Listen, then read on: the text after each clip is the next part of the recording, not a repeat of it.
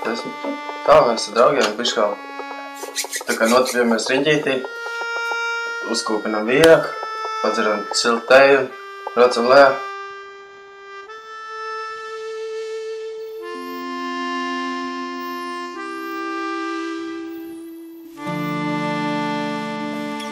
Ja tam būtu jābūt olimpiskam sporta veidam, noteikti. Es brīnos, ka viņš vēl nav iekļauts iekšā tajā olimpiskajos spēļu sarakstā.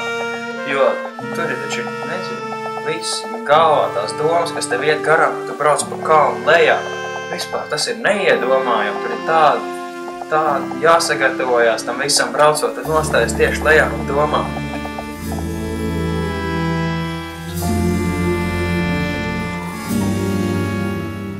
Jā, es domāju, ka tā ir noteikti tā Dieva sūtība, tas nav nekas parasts.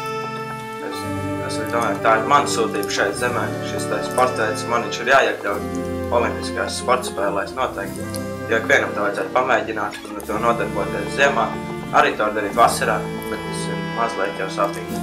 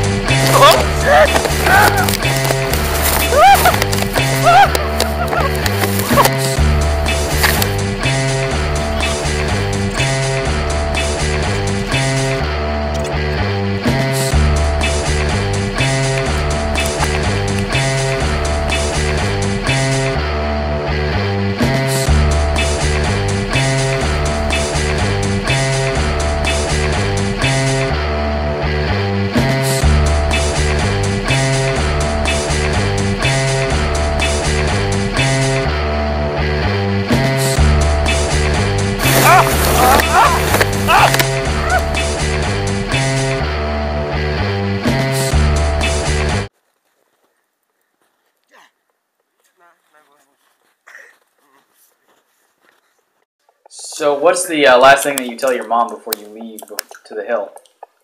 Es beidzot laiku pasaku mammai, ka dodas kalnu. Man nezinu, ka es nodarbojos ar šo sporta veidu, es jau sen ar vecākiem vairāk nedzīvoju kopā.